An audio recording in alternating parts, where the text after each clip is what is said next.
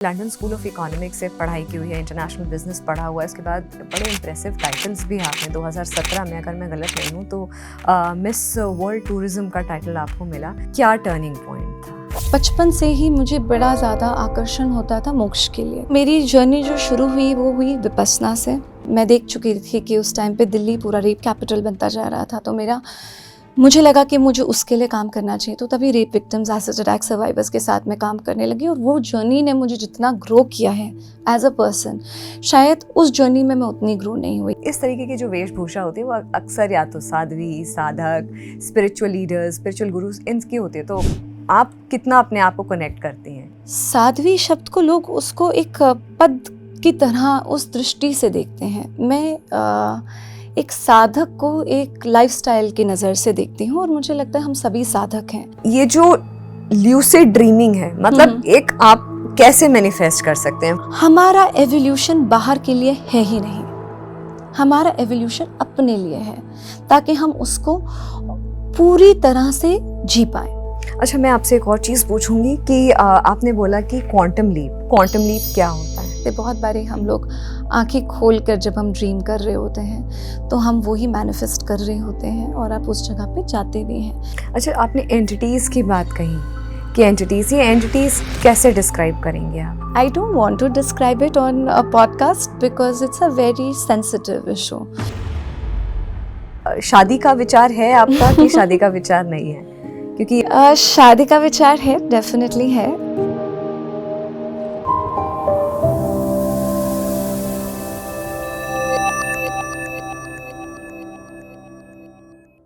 नमस्कार, जागरण मंथन में आप सभी का स्वागत है। मैं हूँ स्मृति रस्तोगी।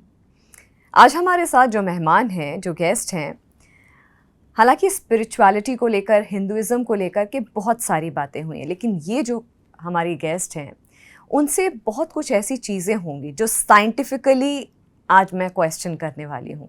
हमारे साथ हैं इशिका तनेजा जी। ये फाउंडर हैं इशिका श्री लक्ष्मी फाउंडेशन की। बहुत कुछ है उनके परिचय में जो कि मैं शो के दौरान धीरे धीरे डाइवल्ज करती रहूँगी। फिलहाल आपका बहुत बहुत स्वागत है Ishika ji. Radhe Radhe, thank you so much. Radhe Radhe Ishika ji. Ishika ji, जब मैं आपका इंट्रोडक्शन सोच रही थी तो आपके बारे में बहुत सारे फैसेट्स हैं, बहुत सारे आपके जो जर्नी में आप मिस इंडिया टूरिज़्म आप रह चुकी हैं, फिर आपने लंदन स्कूल ऑफ इकोनॉमिक्स से आपने पढ़ाई की है, आप विदेश से पढ़ करके आई हैं। बहुत सारी चीज़ें जो मैंने जैसा बोला कि शो के दौरान हम उन फैक्ट्स पे बात करते रहेंगे, उस जर्नी के बारे में बात करते रहेंगे। लेकिन जब आज की डेट में मैं आपको इंट्रोड्यूस करूं तो मैं कंफ्यूज थी कि आपको कैसे इंट्रोड्यूस करूं, साध्वी बोलूं, क्योंकि जो वेशभूषा जो आप की है, अक्सर कहा जाता है कि हालांकि आपने भगवा नहीं पहना हुआ है, आपने लाल रंग पहना हुआ है, लेकिन रुद्राक्ष पहना हुआ है। इस तरीके की जो वेशभूषा होती है वो अक्सर या तो साध्वी, साधक, स्पिरिचुअल लीडर्स, स्पिरिचुअल गुरुज इनकी होती है। तो आप कितना अपने आप को कनेक्ट करती हैं इस एस्पेक्ट से? जी, मैं अपने आप को एक धर्म सेवक के नज़रिए से देखती हूँ और साध्वी नहीं हूँ। बहुत लोग साध्वी बोलते हैं, भगवा भी पहनती हूँ, ऐसा नहीं है, रंग कोई भी हम पहन सकते हैं। लेकिन जो एक साध्वी की जर्नी होती है वो बहुत ही सुंदर और बहुत ही लंबी जर्नी होती है। वो घोर तपस्या करती हैं, साधना में जाती हैं, एक संकल्प लेती हैं, अपना सर मुंडवाती हैं और फिर भस्म लेप लेती हैं, सब चीज़ों का त्याग करती हैं, अपनी फैमिली का, अपने पुराने कर्मों का त्याग करती हैं, एक नया नाम लेती हैं और अनस्टिच्ड कपड़े भी पहनती हैं। और बहुत इम्पॉर्टेंट है, मैं साध्वी शब्द को लोग उसको एक पद की तरह उस दृष्टि से देखते हैं। मैं एक साधक को एक लाइफस्टाइल की नज़र से देखती हूँ और मुझे लगता है हम सभी साधक हैं, पर मुझे साध्वी कहना सही नहीं होगा। और ये भी आपसे बात हुई थी, आपने कहा था देखिए मैं अपने जितने भी मेरे मटेरियलिस्टिक चीज़ें हैं, जैसे कि मैं हील्स पहनती हूँ, मैं मेकअप करती हूँ या टचअप जो भी है वो सब करती हूँ, प्लस ऑफ कोर्स जो आपने बोला कि नाम गिव अप करना होता है, मैंने अपना नाम कंटिन्यू रखा है। तो ये सारे मतलब कभी आपको ये नहीं लगा कि लोग कंफ्यूज होते हैं कि एक जो वेशभूषा है वो बिल्कुल एक साधक या साध्वी वाली है, लेकिन इस तरीके से अपने आप को कैरी करना विद मेकअप, इंग्लिश आप इतनी फ्लुएंटली बोलती हैं, तो कभी किसी ने क्वेश्चन नहीं किया आपको? नहीं, बहुत लोगों ने क्वेश्चन करा और मुझे लगता है कि ठीक है, उनकी जो कन्फ्यूजन है वो भी जायज़ है, क्योंकि मैं जैसे कहती ही हूँ कि भाई मैं मेकअप करती हूँ, मैं हील्स पहनती हूँ, मेरा लाइफस्टाइल बिल्कुल साधु संतों वाला नहीं है और मुझे लगता है होने की आवश्यकता भी नहीं है। एक होता है कि आप बिल्कुल मोह माया से इस तरह से त्याग ले लें जो आप बिल्कुल भी मटेरियलिस्टिक जीवन से सब कुछ छोड़ छाड़ कर चले जाएं, पर मेरा पर्पस मुझे वो नहीं लगता है। मुझे लगता है कि हम जितनी धर्म की सेवा कर सकते हैं उसमें मैं आगे आऊं और उसके लिए प्रेजेंटेबल होना, खुद को खुश रखना, अपने आसपास वाले लोगों को भी एक इंस्पायर करना, वो भी बहुत इम्पॉर्टेंट है। मुझे लगता है आई एम एन अनअपोलोजेटिक सनातनी एंड मुझे लगता है कि हमें ना इस चीज़ में डाला गया है कि आप साड़ी ना पहनिए, वेस्टर्न क्लोथ्स आपके लिए ज़्यादा बेहतर हैं, या आप तिलक क्यों लगा रही हैं, या आप माला क्यों पहन रही हैं। तो मुझे लगता है ये तो हर सनातनी को पहनना चाहिए और ये किसी साध्वी की पहचान नहीं है कि अगर आप तिलक लगा रही हैं या फिर आप माला पहन रही हैं या आपकी वेशभूषा अगर साड़ी की है, तो मुझे लगता है मैं साड़ी को बहुत ही स्टाइलिश तरीके से पहनती हूँ, बहुत ही गर्व के साथ पहनती हूँ और अनअपोलोजेटिकली पहनती हूँ। वेस्टर्न कपड़े अब आपने पूरी तरीके से त्याग दिए? हाँ, बिल्कुल 100% त्याग दिया।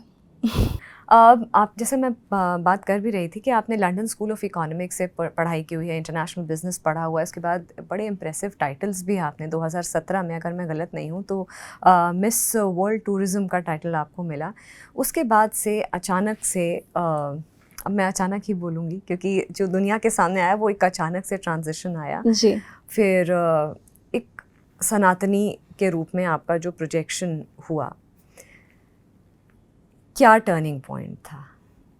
क्योंकि एक ग्लैमर, एक प्राइम ग्लैमर का प्राइम देखने के बाद, क्योंकि ऑब्वियसली जो आप जी रही हैं, आई एम श्योर बहुत कुछ चीज़ें होंगी जो कि मैं शो के दौरान पूछूंगी, बहुत कुछ सैक्रिफाइस भी किया होगा। जैसे आपने बोला वेस्टर्न आउटफिट्स सैक्रिफाइस कर दिया आपने या त्याग दिया आपने, तो क्या टर्निंग पॉइंट था और क्यों ये टर्निंग पॉइंट हुआ जो आपने एक्सेप्ट किया? जी, एक्चुअली जो लोगों को जर्नी दिखाई देती है वो दिखाई देती है कि मैं पहले Guinness book of world record holder थी, फिर राष्ट्रपति जी से सम्मानित हुई 26 जनवरी को, वहाँ पे हमें 100 वुमेन अचीवर्स का अवार्ड मिला। फिर उसके बाद एक बिल्कुल ग्लैमरस इंडस्ट्री में मैं एंटर कर गई। फिर वो सब होता रहा, चाहे वो आप मिस इंडिया टूरिज़्म बोलिए, मिस वर्ल्ड टूरिज़्म के लिए वहाँ पे गई, वहाँ पे business women of the world मिला, या फिर वो स्वाभाविक है कि वहाँ से फिर आपको बहुत सारी मूवीज़ के ऑफ़र आना शुरू हो जाए।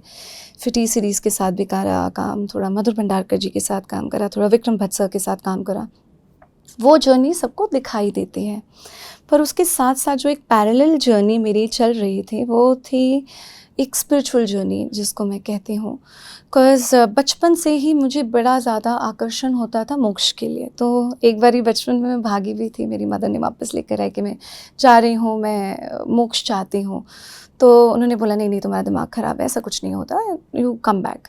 तो उसके बाद से फिर बिकॉज़ इंक्विजिटिवनेस बहुत ज़्यादा थी और आप उसको दबा नहीं सकते हैं। मुझे लगता है कि हर एक की लाइफ में वो पल आता है, वो क्षण आता है जब आप उसको एक बहुत सुंदर तरीके से एक्सप्लोर करना ही चाहते हो, आपको कोई कुछ भी कहे।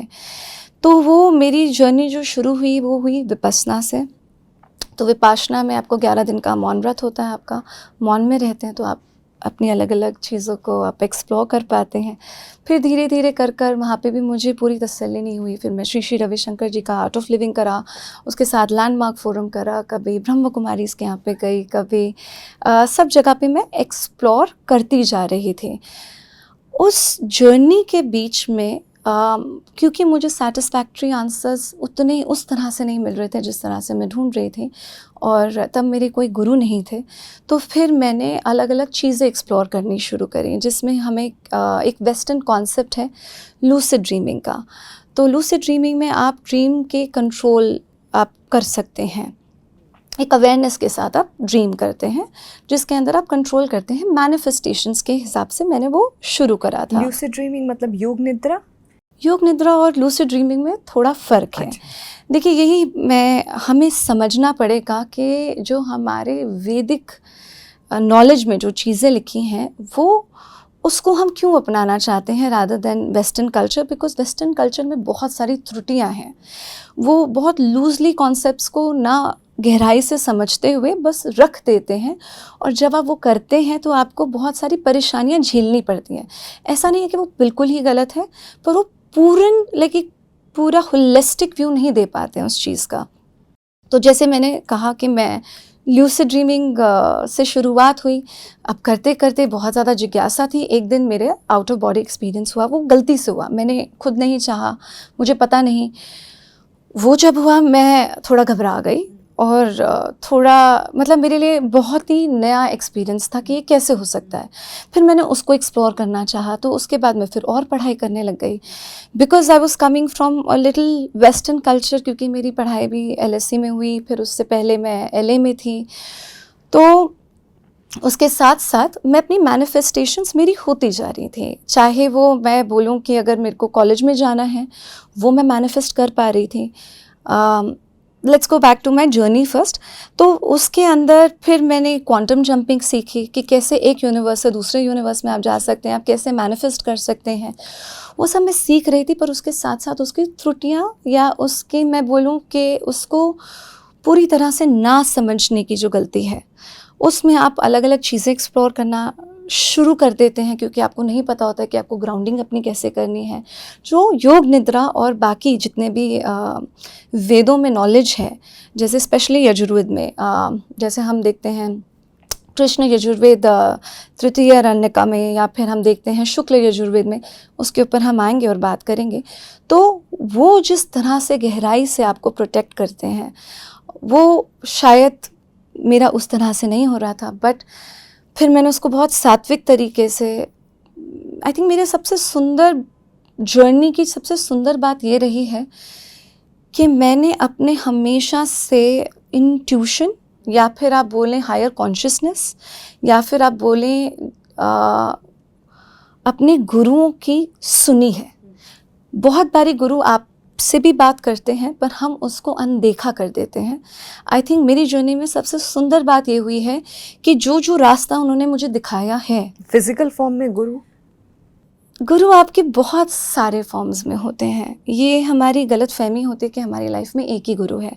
प्रकृति भी आपके गुरु हो सकती हैं, एक फिजिकल फॉर्म में भी आपके गुरु हो सकते हैं, सूक्ष्म शरीर में भी बहुत सारे गुरु हो सकते हैं। यूनिवर्स आपको बहुत तरह से गाइड कर सकता है। और मेरा तो यही भी मानना है कि वो जब भगवान अपनी लीला रचते हैं तो बड़े सारे रूप में आपके सामने आते हैं और आपको गाइड करते हैं, और सबको गाइड करते हैं। मैं अकेली नहीं हूँ, कुछ ऐसा स्पेशल नहीं है, सबको ही गाइड करते हैं। तो वो सब होने लग गया। फिर उसके बाद मैं उज्जैन गई। महाकाल जी के यहाँ से मेरे को सही और दिशा मिली। फिर बगुलामुखी माँ जी के मैं साधक बनी, और उसके बाद से वो जो जर्नी रही, वो जो पर्पस रहा, वो बहुत सुंदर तरीके से सामने आना शुरू हो गया था। तो तब मुझे लगा कि नहीं, अब मुझे इस जर्नी को पूरी तरह से अपनाना चाहिए, क्योंकि यही मेरा, आप ये मान के चलिए कि यही एक तरह से हायर पर्पस रहा है। आप माँ बगलामुखी की बात करें, इसका मतलब 10 महाविद्याओं की भी आपने साधना की इस जर्नी के दौरान। ये कहना थोड़ा सा, देखिए मैंने माँ को बहुत ही सात्विक रूप से समर्पण किया है। अगर मैं बोलूँ कि मैं माँ बगलामुखी की प्योर साधक हूँ, तो ये थोड़ा एक्चुअली क्या है, लोग महाविद्याओं की जो शक्तियाँ हैं ना, उसको पूरी तरह से समझते नहीं हैं। तो ये लूजली कहना, जैसे साध्वी लूजली कहलाना या फिर बोलना थोड़ा सा सही नहीं होगा। पर मैं अगर बोलूँ कि मुझे जहाँ से गाइडेंस मिलती है वो माँ से ही मिलती है।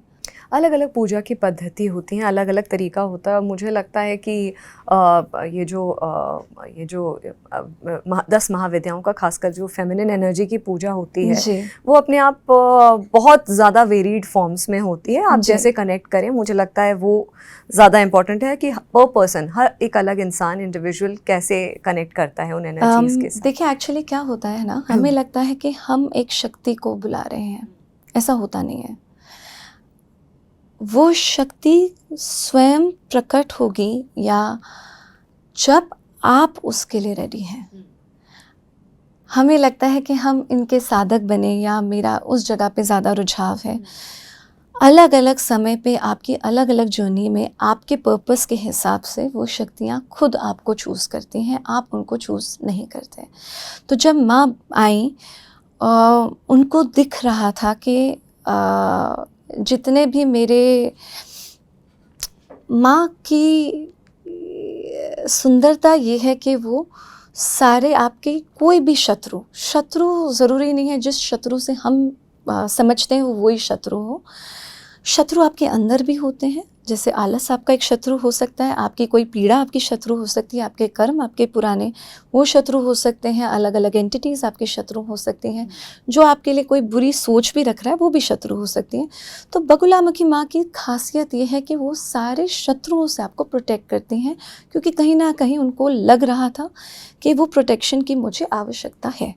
तो माँ स्वयं प्रकट होती हैं। आप बहुत सारी विद्याएं हैं, साधना है जिससे आप खुद करते हैं। मुझे लगता है कि जब आप उस फ्रीक्वेंसी में खुद वाइब्रेट कर रहे होते हैं तो रेस्क्यू करने के लिए वो खुद आती हैं। अच्छा, बहुत इंटरेस्टिंग एक फैक्ट भी है, कारगिल का वॉर हुआ था जी। तो उस वक्त के जो हमारे प्रधानमंत्री श्री अटल बिहारी वाजपेयी जी, उन्होंने भी माँ कारगिल विजय के लिए ये एक बहुत बड़ा हवन, बहुत बड़ी पूजा कराई थी। कहा था शत्रु नाशक वो पूजा थी, शत्रुओं पर विजय की वो पूजा थी। खैर, मैं आपसे अगला सवाल ये पूछूंगी कि फैमिली से कभी रिवोल्ट, क्योंकि आपने बोला कि मैं मोक्ष ढूंढने गई थी तो आपकी मदर आपको पकड़ के ले आई थी, कभी फैमिली ने वो नहीं किया कि क्यों आप मतलब, अच्छा ऐसा भी है कि शादी का विचार है आपका कि शादी का विचार नहीं है? क्योंकि ये भी बहुत बड़ा शादी का विचार है, डेफिनेटली है।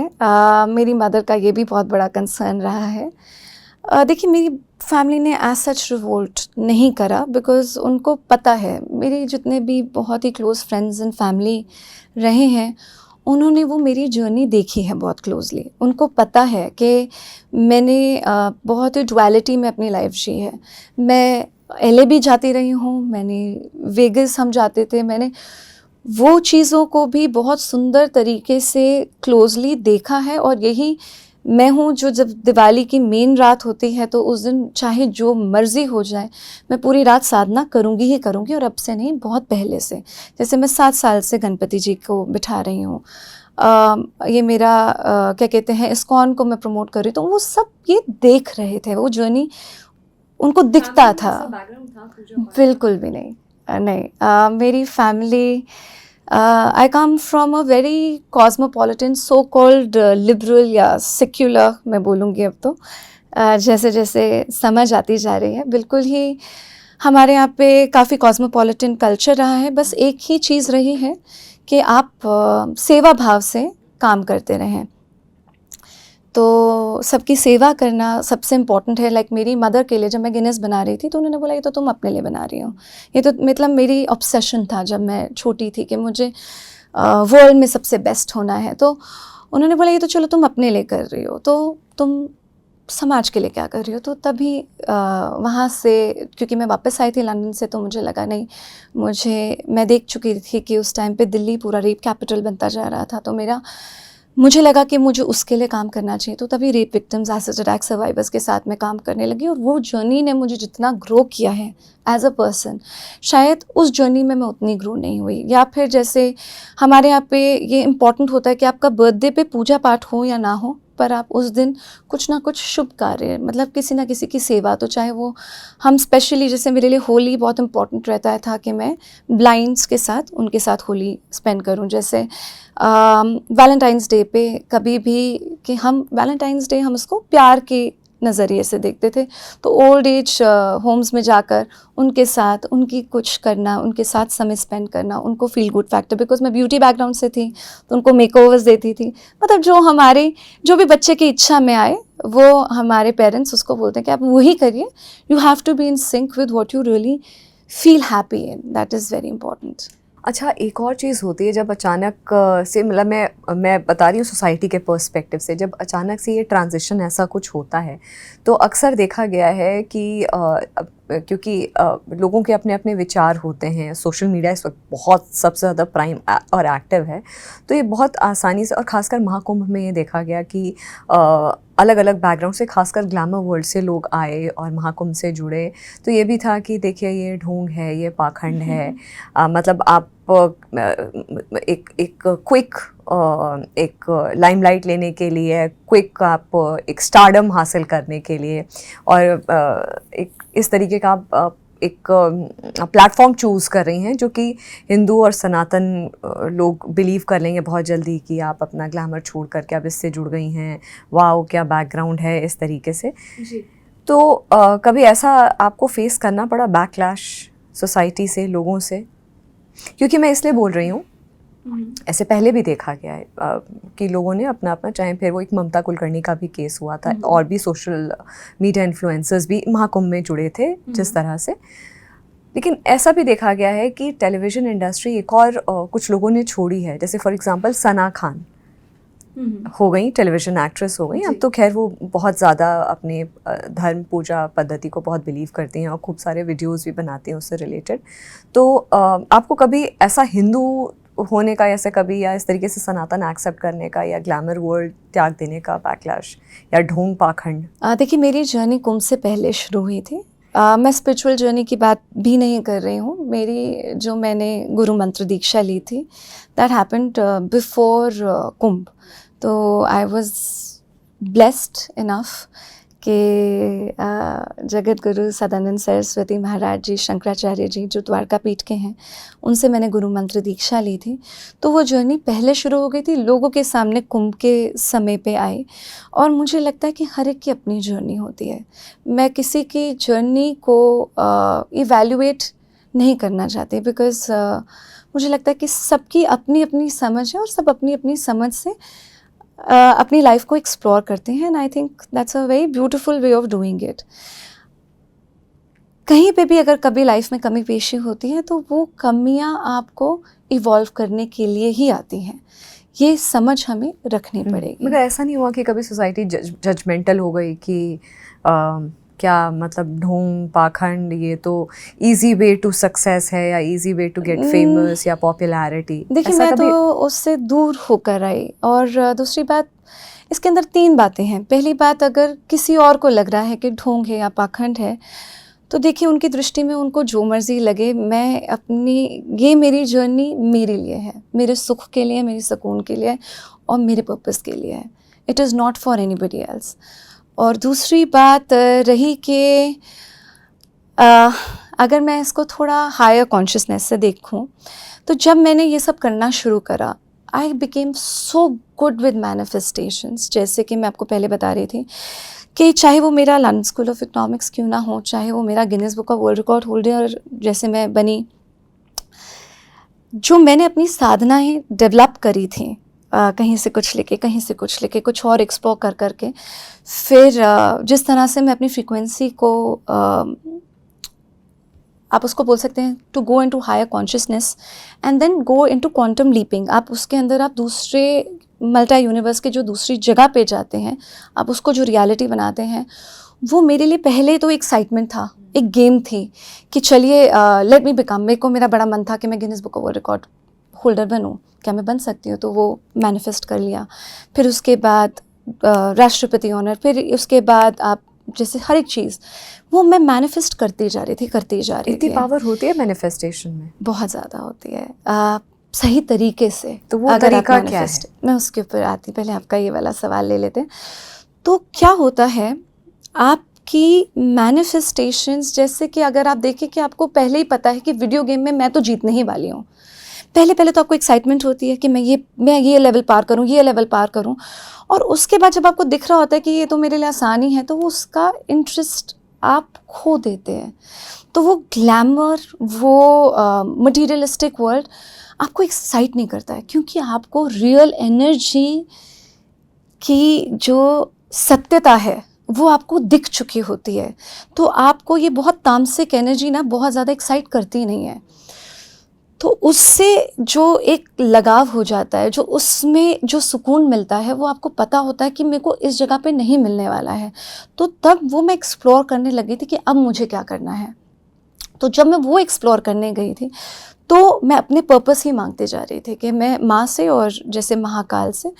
और इसका एक प्रॉबेबली रीज़न ये भी मुझे कहीं ना कहीं दिखाई देता है, क्योंकि मैं जन्माष्टमी पे पैदा हुई थी।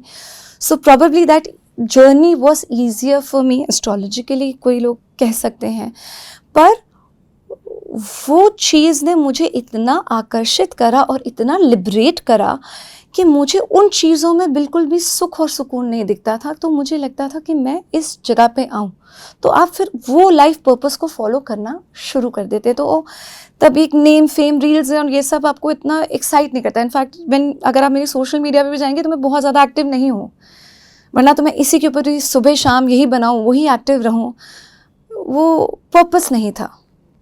मगर स्टिल आपके फॉलोअर्स बहुत अच्छे हैं सोशल मीडिया पे, प्लेटफॉर्म पे। तो I think I have been lucky enough, मैं उसको उस दृष्टि से देखती हूँ कि प्यार, आप जब अपने आप से प्यार करते हैं आपको प्यार मिलता है। एंड मुझे लगता है कि सात्विकता की सुंदरता ये है कि उसमें एक अलग ही आकर्षण होता है जो आपको खींचता है, आपको उसको फोर्स नहीं करना पड़ता। आपने बात किया मैनिफेस्टेशन की, आपने बात किया ल्यूसिड ड्रीमिंग की, और फिर आपने बात किया क्वांटम लीप की। ये 3 ऐसे टर्म्स हैं क्योंकि व्यूअर्स के लिए मैं इनको सिंप्लीफाइड भाषा में, थोड़ा और आसान भाषा में समझना चाहूँगी। तो सबसे पहले आपने मैनिफेस्टेशन की बात की कि आपके मैनिफेस्टेशन में इतनी कि आप देख पाती थी, आप वो कर पाती थी। मैंने पूछा आपसे मैनिफेस्टेशन में क्या इतनी पावर होती है, आपने बोला बहुत पावर। कैसे मैनिफेस्टेशन होता है? देखिए, एक होता है मैनिफेस्टेशन जिसको हम बोलते हैं कि लॉ ऑफ अट्रैक्शन, जिसके अंदर आप एक विजुअलाइजेशन करते हैं, आप वो करते हैं, पर लोगों का वो मैनिफेस्टेशन पूरा इसलिए नहीं होता है बिकॉज दे डोंट अंडरस्टैंड कि मैनिफेस्टेशंस विल ओनली हैपन, वो तभी होंगी जब आप एक फ्रीक्वेंसी में रेडिएट कर रहे होंगे, वरना आप उस जगह पे जाएंगे। क्वांटम जंपिंग हम सब करते हैं और बहुत समय से, मतलब बहुत आसानी से भी करते हैं, लेकिन हम उस जगह पे रहें इसलिए नहीं पाते हैं क्योंकि एक तो आपको वो जितने भी ऑब्स्टिकल्स हैं, जितने भी आपकी पुरानी एक ब्लॉकेजेस हैं, आपको उसको भी छोड़ना बहुत ज़्यादा आवश्यक है और उस फ्रीक्वेंसी में बार बार रेडिएट करना ज़रूरी है। तभी जब हम बात करते हैं, पहले तो हमें समझना पड़ेगा कि एग्जिस्टेंस के लेवल क्या होते हैं। जैसे हम बोलते हैं लोक, जैसे हम बोलते हैं मृत्युलोक, हम बोलते हैं स्वर्ग, हम बोलते हैं इंद्रलोक, हम बोलते हैं, लोकों की परिभाषा क्या है, पहले हमें वो समझना पड़ेगा, तब हम इन कॉन्सेप्ट्स को बहुत ज़्यादा सुंदर तरीके से समझ पाएंगे। तो जैसे कि अगर आप, जैसे मैंने पहले भी बोला कि जैसे हमारे महर्षि रहे हैं वेद व्यास जी, जो खुद ही चिरंजीवी हैं, तो जब उन्होंने महर्षि पतंजलि जी की जो योग भाष्य करी थी, जैसे उनके जो योग सूत्र हैं उनके बारे में समझाया था, तो उन्होंने भी इन लोगों के बारे में बात करी थी। अगर हम देखें शुक्ल यजुर्वेद में जब गार्गी जी से क्या कहते हैं, जब संवाद होता है तो वो उसके बारे में सेम चीज़, बिल्कुल एग्जैक्ट सेम एक्सपीरियंस वो भी शेयर करते हैं। फिर उसके बाद हम जब देखते हैं कि कृष्ण यजुर्वेद तृतीय अरण्यका में भी सेम डेफिनेशन दे रखी है। तो है क्या लोक, जैसे हम सबसे पहले बोलते हैं कि 14 लोक एग्जिस्ट करते हैं, 7 सेलेस्टियल नॉर्थ में और 7 सेलेस्टियल साउथ में। तो सबसे पहले होता है मृत्युलोक। मृत्युलोक में आप अपने स्थूल शरीर में होते हैं, मतलब अपनी फिजिकल बॉडी में होते हैं। यहाँ पे आपके 5 एलिमेंट्स होते हैं आपके, और आपकी एक फिजिकल बॉडी होती है। उससे थोड़ा सा अगर हम ऊपर जाते हैं, इसमें ईगो एग्जिस्ट करता है। पहले ईगो का समझना भी ज़रूरी है। ईगो होता है जो मैं, जो हम बोलते हैं मैं, तो वो सिर्फ इसलिए होता है कि आप अपनी पूरी प्रकृति से आप अपने आप को अलग देख सकें। ठीक है, मैं इसको अहंकार को बुरी नज़र से भी नहीं देख रही हूँ, बहुत न्यूट्रल नज़र से हम देख रहे हैं।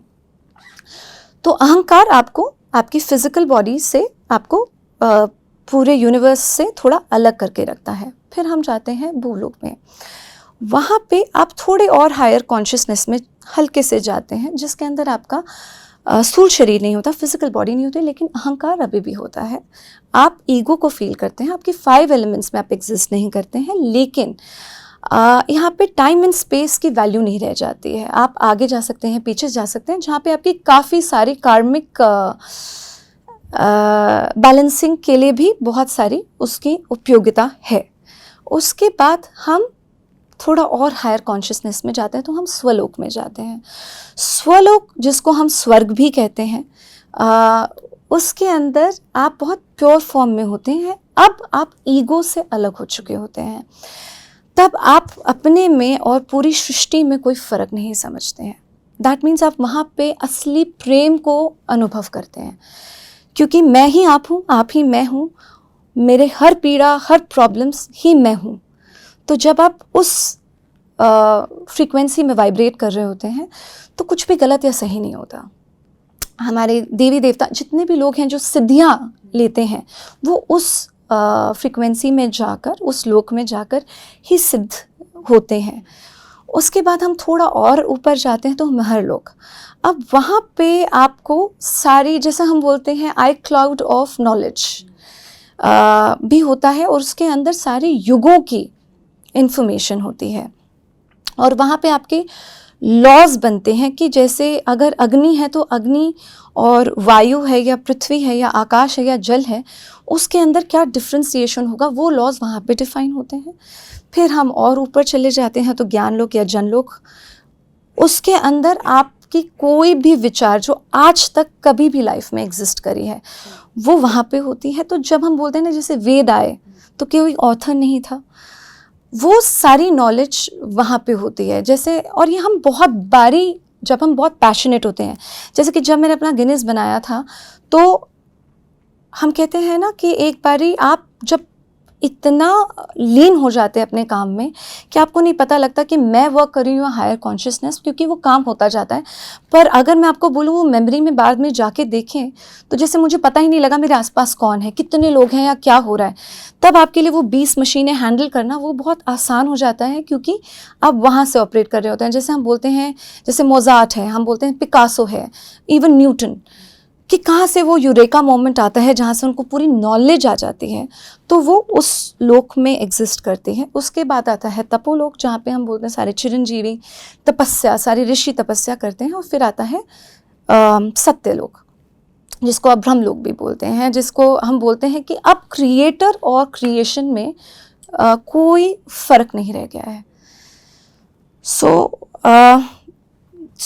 You radiate in different frequencies. तो जब आपको जिस फ्रीक्वेंसी के अंदर अगर आप रेजोनेट कर पाएँ तब आप उस तरह से चीज़ें मैनिफेस्ट करते हैं। जब हम लॉ ऑफ अट्रैक्शन को देखते हैं ना, तो हम सिर्फ ये देखते हैं कि आपने देखा, विजुअलाइज करा, आपने बोला, पर वो आपके अंदर की सबकॉन्शियस में नहीं जा रही है, क्योंकि हम चित्त और चेतना में फ़र्क नहीं कर पा रहे हैं, हम सिर्फ ऊपरी तौर से देख रहे हैं। पर इन तरीक़ों से, इनफैक्ट इसके तरीके भी बहुत सारे हैं। जैसे कि आपने पूछा कि लूसिड क्या होता है। लूसिड में सिर्फ आप बहुत ही लोअर लेवल्स पे रह पाते हैं, आप सिर्फ यही देख पाते हैं कि मेरी फिजिकल रेल्म में, विच इज़ वेरी गुड, क्योंकि बहुत बारी आप अपने कार्मिक बैलेंसिंग के लिए उसको यूज़ कर सकते हैं, क्योंकि टाइम एंड स्पेस का कोई डिस्क्रिमिनेशन नहीं रह गया उसके अंदर, भूलोक में। तो भुव में आप उससे ऊपर नहीं जा सकते, आप वहाँ तक की मैनिफेस्टेशंस कर सकते हैं, या फिर अगर मैं बोलूँ आउट ऑफ बॉडी एक्सपीरियंस के लिए। लेकिन जब आपने एस्ट्रल ट्रैवल, या फिर आप बोल रहे हैं कि मल्टीवर्सेस में आपने इधर उधर अगर किसी भी यूनिवर्स को मैनिफेस्ट करना है, तो आपको अपनी फ्रीक्वेंसी को रेस करना ही पड़ेगा। और उसके लिए एक प्रॉपर तरीके भी बता रखे हैं हमारे उनमें। तो उस सब का लेकर और ख़ुद का कुछ मिक्स कर कर जो मैंने जो पूरी की पूरी साधना जो बनाई थी, वो बहुत ही ज़्यादा इफ़ेक्टिव थी। वो इतनी इफ़ेक्टिव थी कि मैं whether I am doing it for 1 month 1 week, आपको मतलब 1 महीने में उसका रिज़ल्ट मिलता ही मिलता था। But then it was very, आप जैसे बोलें कि अगर एक मैच फिक्स्ड है, मुझे पता है कि ये ही होने वाला है, तो उसके अंदर कोई आकर्षण नहीं रह जाता है। तो then you start looking for a higher purpose, because then you realise you are way above this, and ये सिर्फ माया है और आप माया से चीज़ें हासिल कर रहे हैं, और ये मेरा ट्रू पर्पस नहीं है। आपके अंदर ना एक बहुत ही क्लियर कट दिखाई देने लग जाता है। तो वो जब आपको दिखने लग जाता है तो फिर आप you start asking from the universe. तब आप खुद अपने गुरुओं को उनका आवाहन करते हैं, आप उनसे मांगते हैं कि मुझे क्या जाना है। Then they decide your journey, and it is very important that you start listening to that journey rather than calculating it yourself. तो शायद अगर मैं नॉर्मल लोगों से जब समझती हूँ तो उनको लगता है कि बेटा आप इतनी सुंदर इंडस्ट्री में थी, आप कहाँ आ गई हैं। That is how people question me. They don't realize, and it is so sad, कि आपको इतनी सात्विकता में इतना सब कुछ है, वो उनको वो देख ही नहीं पा रहे हैं। बहुत हैवी है जो आपने बोला, ये बहुत हैवी है। मेरा जो सवाल है, क्योंकि आपने बोला कि अलग अलग लोग हैं, 7 लोग नॉर्थ में, 7 लोग साउथ में, जिनके बारे में बहुत इलाबोरेट डिस्क्रिप्शन भी दिया हुआ है, हमारे वेदों में भी दिया हुआ है। लेकिन जब मैं मैनिफेस्टेशन की फिर से बात करती हूँ जी आपसे, जी तो ये जो ल्यूसिड ड्रीमिंग है, मतलब एक आप कैसे मैनिफेस्ट कर सकते हैं? फॉर एग्जाम्पल, जैसे किसी पर्सन को अपने ऑफिस में प्रमोशन चाहिए, let us keep it very basic, जी, जी। ठीक है ना, हम एक एनवायरनमेंट की बात करते हैं, तो वो मैनिफेस्टेशन वो पर्सन डेली कर रहा है, हार्ड वर्क कर रहा है, मेहनत कर रहा है, प्रोजेक्ट्स कर रहा है, और वो मैनिफेस्ट कर रहा है कि मेरा इस बार प्रमोशन होगा ही होगा इस साल। तो आपके अकॉर्डिंग आपने कहा रेजोनेट करना पड़ेगा। अब इस आम पर्सन को, एक कॉमन मैन को कैसे पता वो रेजोनेट कैसे करना है? देखिए, पहले ना हमें ये बात समझनी पड़ेगी कि जो भी आपके आसपास है वो सारी माया है और आप ही उसको क्रिएट कर रहे हैं। अब वो क्रिएट आप कैसे कर रहे हैं, वो आपके पुराने कर्म भी वहाँ पे रिफ्लेक्ट करते हैं, क्योंकि कर्म ना हम बड़े, ये भी बहुत मैंने देखा है, हम कर्मों को ना बड़ी अलग दृष्टि से देखते हैं कि अरे आपने बुरे कर्म करे हैं तो आपके साथ बुरा ही होगा। मैं कर्मों को इस नज़रिए से देखती हूँ कि कर्म आपके जो भी होते हैं आपकी एवोल्यूशन के लिए ही होते हैं। आपको किसी भी तरह का कोई भी पेन, पीड़ा या कुछ भी, आप कोई भी ऑब्स्टिकल से गुजर रहे हैं, वो सिर्फ़ और सिर्फ आपकी लाइफ में इसलिए आ रहे हैं क्योंकि वो आपको इवॉल्व करना चाहते हैं। ये बात हमें समझनी पड़ेगी। हमारा एवोल्यूशन बाहर के लिए है ही नहीं, हमारा एवोल्यूशन अपने लिए है, ताकि हम उसको पूरी तरह से जी पाएँ। देखिए, आप माया के चक्रव्यूह से तब तक नहीं निकल सकते हैं जब तक आप उसको पूरी तरह से समझ ना लें, और उसके लिए उसको जीना पड़ेगा। जैसे कि लोग सिर्फ कहते हैं कि ज्ञान, सिर्फ ज्ञान नहीं है, ज्ञान के साथ साथ एक्सपीरियंस, क्योंकि जब तक आप ये एक्सपीरियंस नहीं करेंगे, अदरवाइज़ हमारे जितने भी ऋषि जी हैं, जितने भी महर्षि रहे हैं, हमारे वेदों में इस बात को फुल्ली अपने पोटेंशियल में जीने की बातें ही नहीं होती अगर वो ये ना समझ पाते कि एक्सपीरियंस करना होलिस्टिकली कितना इम्पोर्टेंट है। तो आपने मुझसे सवाल पूछा कि वो मैनिफेस्ट कैसे करूं। आपको मतलब what you want to know, you want to know the process of doing हाँ, इट? प्रोसेस कैसे होगा? जैसे कि अब कोई, मतलब मैंने आपको बताया एक सिचुएशन, कुछ भी है, किसी को कहीं पे एक एडमिशन चाहिए, किसी को कहीं पे एक जॉब, ड्रीम जॉब चाहिए, क्योंकि जैसे अब ये पॉडकास्ट देखने, इंटरव्यू पॉडकास्ट देखने के बाद बहुत लोगों के मन में आएगा कि अगर ये Guinness book of world record बना सकते हैं अपने ल्यूसिड ड्रीम, अपने मैनिफेस्टेशन और मल्टीवर्स के थ्रू, तो हम कैसे कर सकते हैं? क्योंकि वो प्रोसेस के लिए आई एम श्योर लोग इंटरेस्टेड रहेंगे इस पार्ट ऑफ आंसर के लिए। जी, तो मुझे ये लगता है जी, तो सबसे, अगर मैं उस जर्नी का प्रोसेस समझा सकूं तो बहुत ज़्यादा इम्पॉर्टेंट है कि आप अपने पहले तो नींद का ख्याल बहुत ज़्यादा रखिए कि आप कॉन्शियस स्लीपिंग जैसे हम कहते हैं, उसके अंदर आपको पहले तो सही समय पे सोना, आप अपने एक तो रिदम को मेंटेन करिए। दूसरी चीज़, आप पहले अपने आप को स्ट्रेस ना दीजिए, एक काम स्लीप। देखिए, एक नींद तरीका है, मेडिटेशंस तरीके हैं, और एक अवेयरनेस के साथ मैनिफेस्टेशन तरीका है। अब वो तरीके काफ़ी सिमिलर होते हैं। सबसे पहले आपको अपने आप को प्रिपेयर करना है कि इंटेंशन के साथ सोना, थोड़ी मेडिटेशन के साथ सोना। ग्रैटिट्यूड हमेशा से हमें बताया जाता है। ग्रैटिट्यूड क्यों इम्पॉर्टेंट है? क्योंकि ग्रैटिट्यूड एकदम से आपकी जो फ्रीक्वेंसी है उसको बहुत प्योर फॉर्म में ले जाता है। आप ग्रैटिट्यूड, आप किसी चीज़ के लिए थैंकफुल तभी हो सकते हैं जब आप अपने आप को पूरा फील करें, आप उस ब्लेसिंग को फील करें, तभी आप किसी चीज़ के लिए थैंकफुल हो सकते हैं। तो वो एकदम से बहुत ही सुंदर और आसान तरीका है अपनी फ्रीक्वेंसी को रेज़ करना। ये रेजिंग इसलिए इतनी ज़्यादा इम्पॉर्टेंट है कि आप अपने इन्वायरमेंट को प्रोटेक्ट करना बहुत ज़्यादा इम्पॉर्टेंट है, क्योंकि जब आप अपनी अवेयरनेस और अपनी फ्रीक्वेंसी को रेज़ करेंगे तो अलग अलग चीज़ें आपके पास आना शुरू हो जाती हैं। क्योंकि आपको शायद लगे कि आपका पैसा और आपके शोहरत आपके लिए सबसे इम्पॉर्टेंट चीज़ है, पर एक्चुअली में आपकी एनर्जी और आपकी फ्रीक्वेंसी आपके लिए सबसे इम्पॉर्टेंट चीज़ है। तो उसको प्रोटेक्ट करना, अपने आप को ग्राउंड करना, सोने से पहले अपने आसपास एक पॉजिटिव एनवायरनमेंट क्रिएट करना। उसके लिए बहुत आसान तरीका होता है कि आप नमक रख सकते हैं अपने सारे कॉर्नर्स पे, आप सही तरह के हर्ब्स हैं आप उसको, या फिर आप भीमसेनी कपूर को, उनको जला सकते हैं, so that the environment is so pure कि जितनी भी लो फ्रिक्वेंसी एनर्जीज़ हैं वो आपके आसपास बिल्कुल भी ना आए। उसके बाद आप जब आप सोते हैं तो आप अपनी एक इंटेंशन के साथ सोएंगे। आप अलार्म लगाएंगे अराउंड 4 से maximum 4 to 6 hours, preferably 4 hours के बाद एक बहुत सॉफ्ट सा अलार्म लगाएंगे, ताकि आप एक अवेयर REM स्लीप में आप जा सके, जिसको हम रैपिड आई मोमेंट बोलते हैं, आप उसमें जा पाएँ। उस अलार्म से आपको थोड़ी सी अवेयर्ड स्लीप में आना है। अब आप उसके बाद फिर से निद्रा में जाएंगे। अगर आप लूसिड करना चाहते हैं या फिर अगर आप साधना करना चाहते हैं तो वो सबसे सही समय है अगर आप इसकी साधना में जाना चाहें। जब आप जाएंगे उसके बाद आप फिर सोने की कोशिश करते हैं, अवेयरनेस के साथ सोने की कोशिश करते हैं। फिर से सुबह हाँ, आप उठते हैं, आप उठते हैं, उसके बाद आप अपनी फिर से इंटेंशन याद करते हैं, आप अपने आप को याद दिलाते हैं, आप अपने आप को ग्राउंड करते हैं, विच इज़ वेरी इंपॉर्टेंट, जो मैंने बहुत लेटर ऑन समझा सीखा। अपने आप को प्रोटेक्ट करते हैं, हायर रिल्म्स से परमिशन लेते हैं कि अब मैं ये करने जा रही हूँ, आप प्लीज़ मुझे इसकी शक्ति और मुझे अपनी प्रोटेक्शन दीजिएगा, ये बहुत इंपॉर्टेंट है। उसके बाद आप अपने, जिसको हम बोलते हैं फायर ब्रीदिंग, आप प्राणायाम करते हैं डिफरेंट तरीके के, जिस तरह की आप जिस एनर्जी तक जाना चाहते हैं आप उस तरह का प्राणायाम करते हैं। पहले अपने आप को डीप रिलैक्सेशन में लेकर जाते हैं, फिर आप एक अवेयरनेस लेकर आते हैं, आप हर एक सेल की एनर्जी को वाइब्रेट होता हुआ फील करते हैं। फिर जब हम कहते हैं, जिसको आप अपना आभा मंडल कहते हैं, या फिर आप अपने आप को ऑरा एक्सपेंशन करते हैं, आप डिफरेंट रेल्म्स में जाते हैं।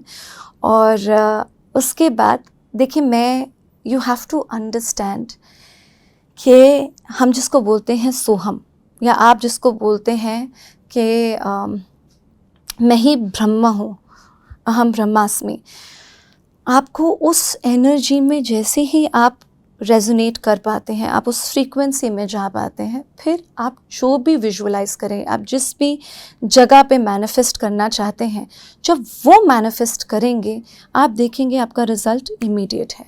आप ये देखेंगे, एक सेकेंड, आप ये देखेंगे कि आपका रिज़ल्ट इमीडिएट है, क्योंकि आप उस यूनिवर्स में जा रहे हैं और अपने आप की जो कार्मिक प्रॉब्लम्स हैं, जिस वजह से आप अभी नॉर्मल मैनिफेस्टेशन में मैनिफेस्ट नहीं कर पा रहे, क्योंकि वो ऑब्स्टिकल्स बार बार आ रहे हैं, क्योंकि आप इतने प्योर कॉन्शियसनेस में जा चुके हैं, वो आपको अलाउ करते हैं उस जगह पे रेजोनेट करना और वो मैनिफेस्टेशन को मेंटेन करना। क्योंकि बहुत बारी होता है, लोग मैनिफेस्ट करते हैं, वो थोड़ा सा होने लग जाता है, पर क्योंकि उनके दिमाग में इतनी सारी प्रॉब्लम्स होती हैं, वो अपने आप को उस काबिल नहीं समझते, उस चेतना में नहीं रहते, तो आप वो वापस अपने नॉर्मल लाइफ में आ जाते हैं।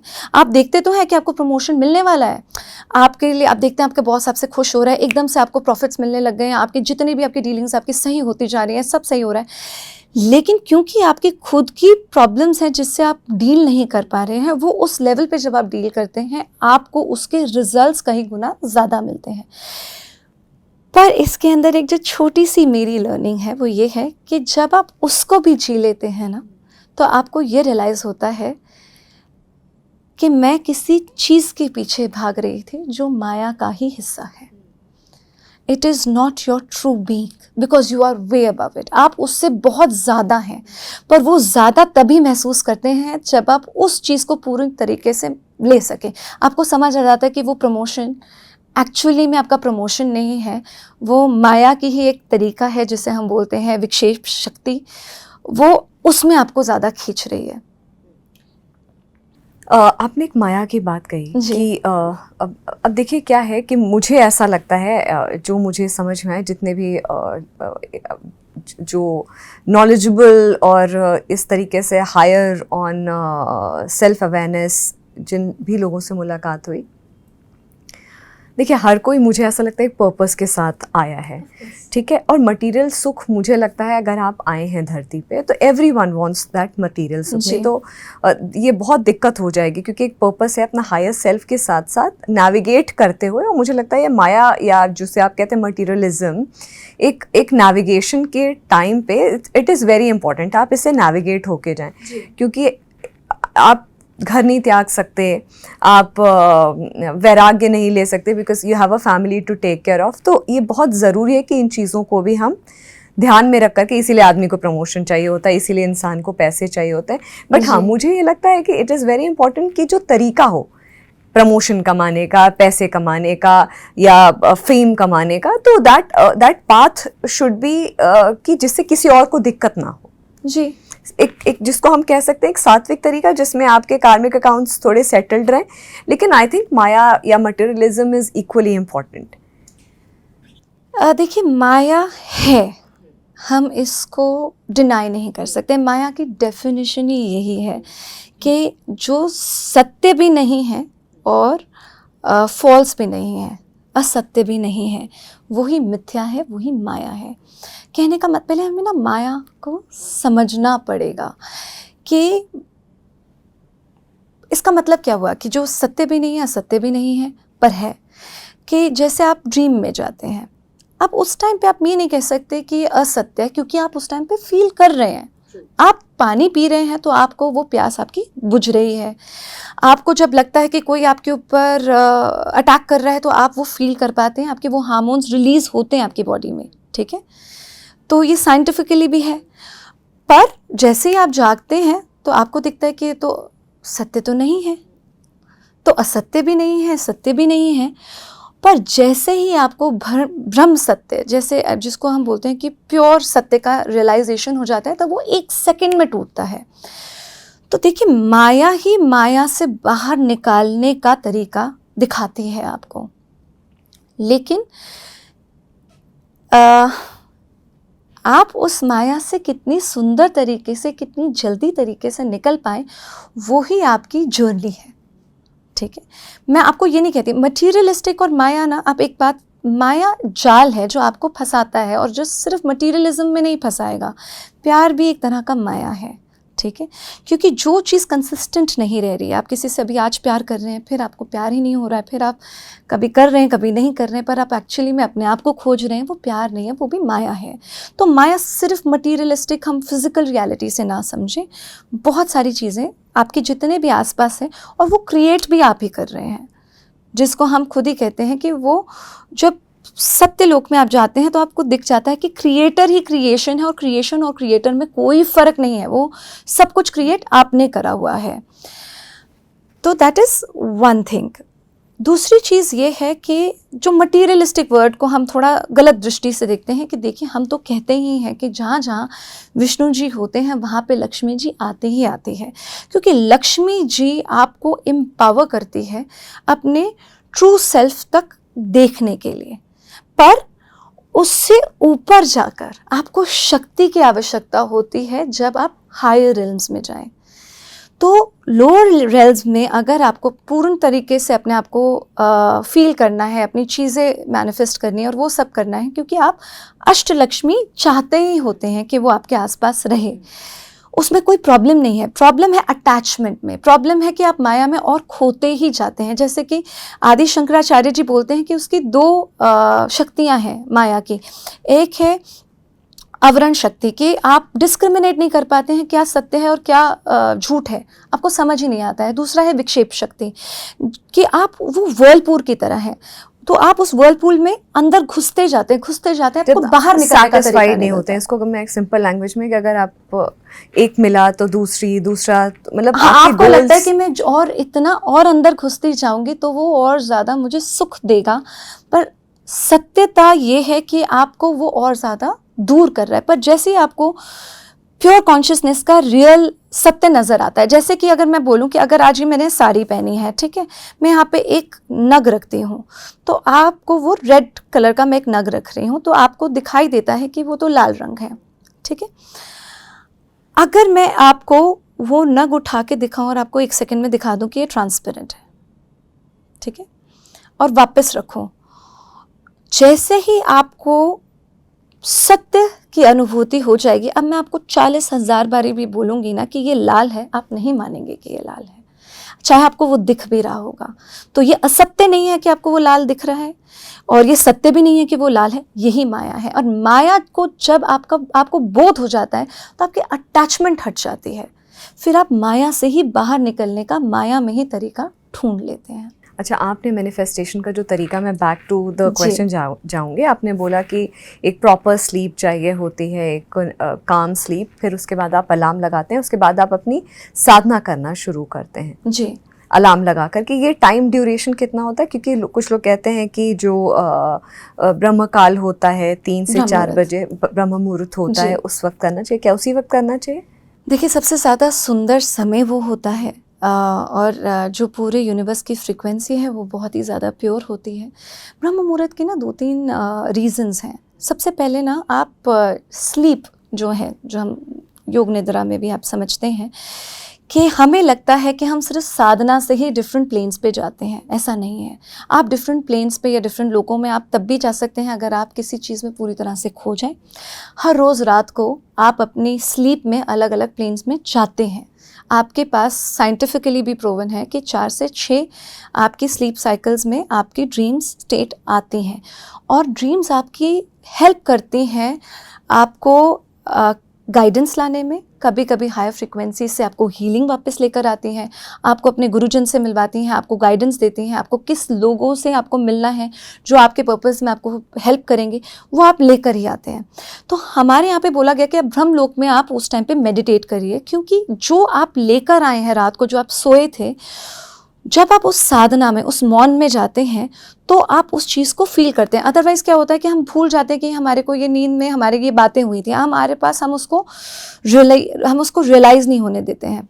तो जब आप उस जगह पे, उस समय पे साधना में होते हैं, इनफैक्ट जिस नॉर्मल मौन भी रखते हैं, तो जो आपकी आत्मा डिफरेंट लोगों से लेकर आई, आप उस चीज़ को आसानी से अपनी लाइफ में इम्बाइब कर सकते हैं। वो सबसे सुंदर वक्त है, क्योंकि हाई फ्रीक्वेंसी है तो लोअर फ्रीक्वेंसी आपके पास आ नहीं सकती। जब आप उस समय पे अपनी साधना कर रहे होते हैं, क्योंकि मैंने आपको बताया 14 लोक हैं, तो जो नीचे है आताल, विताल, सुताल, जितने भी हैं, तलाताल, रसताल, महाताल, पाताल, इसमें आप नहीं जा पाते हैं। तो ये बहुत ही सुंदर समय उन्होंने निकाला है हमारे ऋषिजन ने कि आप इस समय पे करेंगे तो आप वैसे ही प्रोटेक्टेड हैं, चाहे आपको समझ हो या ना हो। अच्छा, मैं आपसे एक और चीज़ पूछूंगी कि आपने बोला कि क्वांटम लीप, जी, आपका पर्सनल एक्सपीरियंस, पहली बात है क्वांटम लीप क्या होता है? जी, इसको आप साइंटिफिक समझना चाहते हैं? साइंटिफिक मतलब आप एक बहुत सिंप्लीफाइड भाषा में, आसान भाषा में आप साइंटिफिकली भी समझा दें, और आपका पर्सनल एक्सपीरियंस क्या रहा था, उसमें क्या होता है क्वांटम लीप में? देखिए, क्वांटम, और क्या ये आसान होता है? एक आम इंसान अगर ये प्रैक्टिस करना चाहे कितना टाइम लगता है? आप सब करते हैं, हम सभी करते हैं क्वांटम जंपिंग। जैसे ही आप जैसे बहुत बारी हम लोग आंखें खोल कर जब हम ड्रीम कर रहे होते हैं तो हम वो ही मैनिफेस्ट कर रहे होते हैं, और आप उस जगह पे जाते भी हैं। जैसे कि मैंने कहा कि आप उस चीज़ पे रेजोनेट नहीं कर रहे होते हैं, आपके अपने ऑब्स्टिकल्स होते हैं, वापस दूसरे जो आपका जो मल्टीवर्स है, आप वापस उसमें आना शुरू कर जाते हैं। अच्छा, मैं इसको ऐसे समझूं क्या, जो आप बता रही हैं कि आंख खोल करके ड्रीम करना, मतलब आप कुछ सोच रहे हैं? मतलब मैं बहुत सिंप्लीफाइड भाषा में, कभी कभी क्या होता है हम कुछ इमेजिन कर रहे होते हैं, जिसको सिंप्लीफाई कि हम ये इमेजिन कर रहे हैं। अच्छा, चलिए मैं आपको इसको इस तरह से समझाती हूँ कि आपके बहुत सारे यूनिवर्सेस हैं, जो जब भी आपके मन में कोई भी एक थॉट आया, वो एक यूनिवर्स आपका क्रिएट हो गया, तभी हम इसको मल्टीवर्स बोलते हैं। अच्छा। तो हर थॉट में, एक में प्रमोशन हुआ आपका, एक में प्रमोशन नहीं हुआ। जो हम आम आदमी कहता है मैं इमेजिन कर रही हूँ या इमेजिन कर रहा हूँ, आपके, हाँ, जो थॉट आया, ठीक है, क्योंकि ऑब्जर्वर ने ऑब्जर्व करा और वो थॉट आया, और वो लोग वहाँ पे वो वर्स आपका क्रिएट होता जा रहा है। अब आप उस यूनिवर्स में रह पाती हैं या नहीं रह पाती हैं, ये आपकी फ्रीक्वेंसी डिसाइड करेगी। जैसे कि एक टीवी है, ठीक है, उसमें बड़े सारे चैनल्स चल रहे हैं, आप हर चैनल पे भी स्विच कर सकते हैं, यहाँ पे भी स्विच कर सकते हैं, यहाँ पे भी स्विच कर सकते हैं, और एक ही मूवी की बड़े सारी एंडिंग्स हैं, आप चल रही हैं, लेकिन आप उसी एंडिंग देखेंगी ना जिसके अंदर आप जिस चैनल पर ट्यून्ड हैं। तो वो ट्यूनिंग की आवश्यकता है। कि आप उस जगह पे अपने आप को रेजोनेट कर पाएँ। वो रेजोनेट आप कर सकते हैं जितना आप सात्विक बनती जाएंगी। वो सात्विक बनने के तरीके बहुत सारे हैं, और ऐसा नहीं है कि आप चैनल्स में स्विच नहीं कर रही हैं। आप बहुत बारी अननोइंगली आप चैनल्स में स्विच करती हैं, लेकिन उस चैनल पे रहती नहीं, आप टिकती नहीं हैं, वापस उस जगह पे चले जाते हैं, क्योंकि आप अपने कर्मों से, जब ये जर्नी मैं आपको जो बता रही हूँ ना, ये अभी सुनने में लगता है कि हाँ भाई एक दिन में हो जाएगी, पर ऐसा नहीं होता। जब आप इस जर्नी पे जाते हैं तो आपके कर्म आपके हटते हैं, आपकी जो ऑब्स्टिकल्स हैं वो आपके सामने आती हैं, पर वो आपको शक्ति मिलती है, आपको सही गाइडेंस मिलती है कि वो ऑब्स्टिकल से आपने कैसे निकलना है। आपके पास एक क्रिएटिव थिंकिंग होती है, क्योंकि आपकी फ्रीक्वेंसी राइज कर रही होती है, वो चीज़ें आपके आसपास टिकती नहीं है और आप सही मैनिफेस्टेशंस में जाते जाते हो। अच्छा, इसमें प्रिकॉशंस क्या लेने होते हैं? जैसे कि मैंने बोला कि it is very important, because once you start resonating in a higher frequency, तो बहुत ज़्यादा once you start resonating in a higher frequency, तो आपके लिए बहुत ज़्यादा इम्पॉर्टेंट है कि आप अपनी एनर्जी को सेव करें, प्रोटेक्ट करें। इसलिए ग्राउंडिंग, स्पेशली अर्थ के साथ ग्राउंडिंग करना बहुत ज़्यादा इंपॉर्टेंट है। अपने आसपास एक चक्र बनाना बहुत ज़्यादा इंपॉर्टेंट है। आपके पास एक गुरु होना बहुत ज़्यादा इंपॉर्टेंट है, क्योंकि आपके यहाँ पे, मैंने जैसे बोला, ऑब्स्टिकल्स आएंगे। उस ऑब्स्टिकल से बाहर निकलना सबसे सुंदर तरीके से, सबसे आसानी से, आपको एक गाइडेंस की ज़रूरत पड़ती है। नेगेटिव आपके आसपास हायर फ्रीक्वेंसी की एनर्जी क्रिएट करना, चाहे हम, जैसे बहुत लोग क्रिस्टल से करते हैं, बहुत लोग चीज़ें जला के करते हैं ताकि उस पूरे रूम की ही फ्रीक्वेंसी सुंदर हो। मंत्र जाप सबसे ज़्यादा आसान तरीका होता है उसको क्रिएट करने के लिए। आपको कितना टाइम लगा? ऐसा नहीं है कि टाइम लगा, एक जर्नी है। उस जर्नी को अगर मैं स्पेसिफिकली बोलूँ कि मैंने ये इतने समय में कर लिया तो ये गलत होगा, पर क्योंकि मेरी जर्नी में मैंने एक एक पड़ाव देखती गई और उसको मैं डील करती गई, और फिर जितने भी गुरु आए वो थोड़ी लेटर ऑन स्टेज पर आए, उसमें मेरी गलती थी। मेरे को लगता है कि अगर ये मैं किसी गुरु के साथ वो साधना करती, या प्रॉपर वैदिक ज्ञान के बाद ही ये साधना शुरू करती, तो ये बहुत ज़्यादा जल्दी हो जाती है जर्नी। कुछ चैलेंजेस आपको ऐसे आए आपको लगा कि मतलब इनको कॉम्बैट किया जा सकता था, ये नहीं आते? अगर मैं बहुत सारे ऐसे चैलेंजेस आए जो नहीं आने चाहिए थे, और वो मेरे, जैसे मैंने बोला, अगर वो प्रिकॉशंस नहीं लेते हैं तो चैलेंजेस अलग अलग तरह के, अलग अलग एग्जिस्टेंशियल प्लेन्स में आते हैं, और उससे बाहर निकलने का बहुत सिंपल इलाज होता है। वो आपके गुरु आपको आसानी से गाइड कर पाते हैं, नहीं तो फिर आप सीखते ही हैं। देखिए, आप अपने आप में पूरे हैं, आप अपनी सारी चीज़ों में आपको, और जब आपको ज़रूरत पड़ेगी, जैसे मैंने बोला, तो चाहे वो महाविद्या ही क्यों ना हो, चाहे वो एक नॉर्मल गुरु भी क्यों ना हो, अलग अलग रूप में आपके पास आएंगे और आपको हेल्प करते जाएंगे, और आपको उन चीज़ों से निकालते रहेंगे, वेदर यू वांट इट और you don't want it, because they all want कि आप अपने हायर फुल रेजोनेंस में जाएं, आप प्योर कॉन्शियसनेस को फील करें, क्योंकि वही आपका सत्य है। पर अगर मेरे पास सही गाइडेंस होती तो वो मैं बेहतर तरीके से जल्दी कर पाती। अच्छा, आपने एंटिटीज़ की बात कही कि ये एंटिटीज़ कैसे डिस्क्राइब करेंगे आप? I don't want to describe it on a podcast because it's a very sensitive issue. होता क्या है कि अगर मैं उन एंटिटीज़ के बारे में अगर आज डिस्क्रिप्शन शुरू कर दूँगी ना, या फिर जैसे बहुत मैं देखती हूँ इवन एट पॉडकास्ट्स, लोग महाविद्याओं के किस तरह से उनकी साधना करनी है और कैसे उनका आवाहन करना है और सिद्धियाँ कैसे हासिल करनी, ये इतना ज़्यादा डीप टॉपिक है और इतना ज़्यादा आपको प्रोटेक्शन की ज़रूरत है, तो वो लोग या तो हेलुसिनेट करने लग जाते हैं, लोग उनको सोचने लग जाते हैं, जो चीज़ एग्जिस्ट भी नहीं कर रही आप उसको क्रिएट करने लग जाते हैं। पर मैं सिर्फ एक चीज़ बोलूँगी कि जब आप जिस चीज़ के लिए रेडी हैं, आपकी प्रोटेक्शन के लिए चीज़ें आएंगी। दूसरा, आप अपनी रेजोनेंस इतनी हाई रखिए, आप अपनी फ्रीक्वेंसी को इतना हाई करिए, क्योंकि जो भी एंटिटी है वो लो फ्रीक्वेंसी में आपसे हमेशा लोअर फ्रीक्वेंसी में ही रेजोनेट करेगी। वो आपके पास आई इसीलिए रही है क्योंकि आपकी हायर फ्रीक्वेंसी है। पर अगर आप अपने अंदर हाउ डू आई से इट, कि अगर आपका एक दृढ़ निश्चय बना होगा कि नहीं, मुझे, जिसको हम समर्पण कहते हैं, कि मैं किसी से भी अफेक्ट नहीं होने वाली, because I am protected and I am a pure consciousness. और ये सिर्फ एक माया जाल है, आप उस सबसे अलग हो जाती हैं। ये सबसे आसान तरीका है इसको समझने का।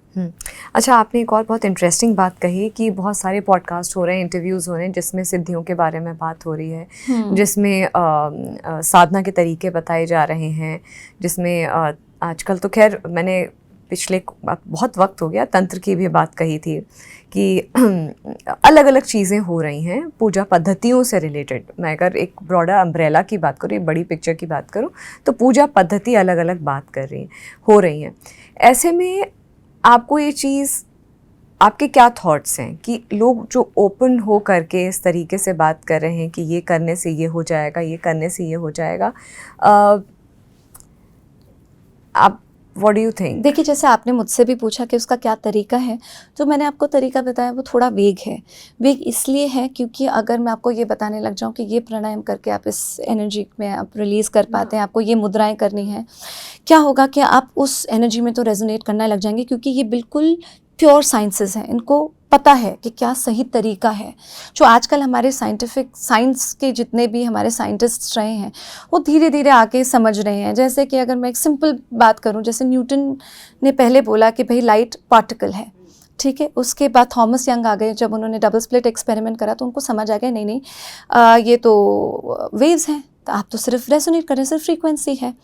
फिर उसके बाद जब आइंस्टाइन आए तो उन्होंने बोला वेव पार्टिकल डुअलिटी के बारे में बात करी कि नहीं, हम तो वेव भी हैं, हम पार्टिकल भी हैं। जो हमारे ऋषिजन हमेशा से बोलते थे कि आप ये सब माया है, आप फ्रीक्वेंसी में भी हैं पर आप इस माया जाल में भी हैं, वही एग्जैक्टली सेम बात उन्होंने साइंटिफिकली प्रूव करी। फिर बहुत मेहनत के बाद एक कार्ल जॉनसन साइंटिस्ट हैं, फिर उन्होंने बात करी कि नहीं, it will depend on the observer. जो ऑब्जर्व कर रहे हैं वो ही डिसाइड करेंगे कि हम वेव हैं या पार्टिकल हैं।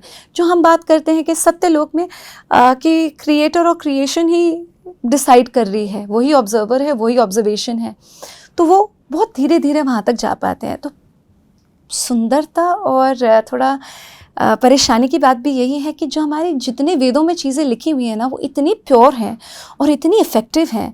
जैसे हम बोलते हैं कि गर्भगृह में जाके आप साधना करिए, हम गर्भगृह क्यों बोलते हैं? गर्भ हम धारण करते हैं किसी दूसरी जगह पे, दूसरी कॉन्शियसनेस में जाने के लिए। जैसे कि हम अगर वापस भूलोक में आते हैं तो हम गर्भ के थ्रू ही आते हैं। तो जब हमें हायर कॉन्शियसनेस में जाना है, हम मंदिर के गर्भ में ही जाकर उस हायर कॉन्शियसनेस की जब हम साधना करते हैं उस यंत्र के साथ, वो यंत्र प्योर है। It is scientific geometrical pattern जो आपको उस एनर्जी में रेजोनेट करेगा ही करेगा। आप जब वो मंत्र का जाप करेंगे, आप उस फ्रीक्वेंसी में रेजोनेट होंगी ही होंगी। तो और उस जगह पे क्योंकि इतनी एम्पलीफाइड एनर्जी है, आप उस जगह पे 1 सेकेंड में चले जाएंगी प्रोटेक्शन के साथ। तो वो इतनी प्योर तरीके हैं। पर अगर आपको उस एनर्जी में जाकर करना क्या है, आपको गाइडेंस लेनी कैसे है, तो आप खुद ही भटक जाएंगे। तो वो उस भटकाव के लिए आपको एक गुरु की आवश्यकता है, किसी गुरु के साथ साधना करने की ज़रूरत है। वो हम नहीं करते, और हम जैसे जान लेते हैं तो बच्चे इंक्विजिटिव होते हैं। हम भी इंक्विजिटिव थे, मैं भी थी, और मैंने भी वो गलतियाँ करी हैं। इसलिए मुझे ये पता है कि गलतियाँ अवॉइड करनी चाहिए। तो पॉडकास्ट पे या इंटरव्यूज़ पे जो बताया जा रहा है वो गलत है, वो गलत है, 100% गलत है। आप प्रेज कर सकते हैं। देखिए, महाविद्याएं इतनी पावरफुल हैं, पर वो एटॉमिक एनर्जी हैं, ठीक है। आपको किसी चीज़, एक छोटी चीज़ की आवश्यकता है, आपको चाहिए कि भाई मेरे पास बहुत सारा पैसा हो जाए, आप उसके लिए महाविद्या का आह्वान कर रहे हैं। आप मतलब आपकी सुई की ज़रूरत है और आप वहाँ पे बॉम्ब्स चला रहे हैं, which is not required, and you have to realise that. और क्योंकि तभी हम जैसे कहते हैं ना कि हम बोलते हैं मूर्ति पूजा और ये सब, ये आइकॉनोग्राफी सिर्फ उस मंत्र की फ्रीक्वेंसी की पावर्स को जानने के लिए हमने आइकन्स बनाए हुए हैं। वो उस स्थूल शरीर में नहीं है, वो तो सिर्फ एक सूक्ष्म शरीर है, मतलब एक सूक्ष्म कॉन्शियसनेस है एक। तो पर हर मंत्र का एक अलग उसकी पावर है, उस पावर को कैसे समझाया जाए, इसलिए उसकी एक आइकॉनोग्राफी होती है और आप उसको समझ पाते हैं। तो आपको जिस चीज़ की आवश्यकता है, आप उसी देवी देवता के पास जाइए और आप उसी की ही साधना करिए। आप महाविद्याओं में मत घुसिए। वो बहुत प्योर कॉन्शियसनेस है, बहुत पावरफुल कॉन्शियसनेस है, और वो आपके पास खुद ही आएंगी जब आप उसके लिए रेडी होंगी। आप इतनी उत्सुकता ना दिखाएं, क्योंकि आप पहले आपको हर क्लास से गुजरना पड़ता है, आप सीधा जाके पीएचडी नहीं कर सकते। तो वो थोड़ा सा समय आप अपने आप को दीजिए, और वो आपकी बेहतरी के लिए। वरना माँ का क्या है, माँ तो आपसे प्रेम करती ही है, वो तो 1 सेकंड में आ ही जाएंगी। और ये बात भी समझना बहुत ज़्यादा ज़रूरी है कि हम क्या देखते हैं, उसको बहुत ही आक्रोशित तरीके से देखते हैं। सात्विक तरीके भी हैं महाविद्याओं को पूजने के, और वो माँ आपको इतना प्यार दे के जाती हैं, आपको इतनी प्रोटेक्ट करके जाती हैं, और सारी की सारी करके जाती हैं। पर ये समझना और उनको सात्विक तरीके से बुलाना भी समझना ज़रूरी है।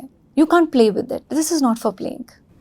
लास्ट क्वेश्चन आपसे मैं लूँगी कि अगर मैं आपसे समझना चाहूँ कि आपके अकॉर्डिंग, क्योंकि बहुत सारे लोग आए इस शो पे, मैंने ये सवाल बहुत कॉमन किया है जी। कि आपके अकॉर्डिंग सनातन क्या है या आपके अकॉर्डिंग हिंदुत्व क्या है। तो मैं आपसे समझना चाहूँगी कि आपके अकॉर्डिंग जो आपकी जर्नी रही है, खासकर क्योंकि मुझे नहीं पता कि आप इस शो पे बता रहे हैं या पहले आपने बताया हो कि सिद्धियाँ was also a part of your journey which came naturally to you. मैं सिद्ध नहीं हूँ, मैं ये बात कर, ये थोड़ा सा मैं इसको प्लीज़ करेक्ट करना चाहूँगी, गलत चीज़ें ना, मैं सिद्ध उस तरह से बिल्कुल भी नहीं हूँ। हाँ, मैं रेजोनेट करती हूँ हायर फ्रीक्वेंसीज में, जो आप भी कर सकते हैं, हर कोई कर सकता है। और चीज़ें जब आप एक फ्रीक्वेंसी पे रेजोनेट करते हैं तो आप वो मैनिफेस्ट करते हैं।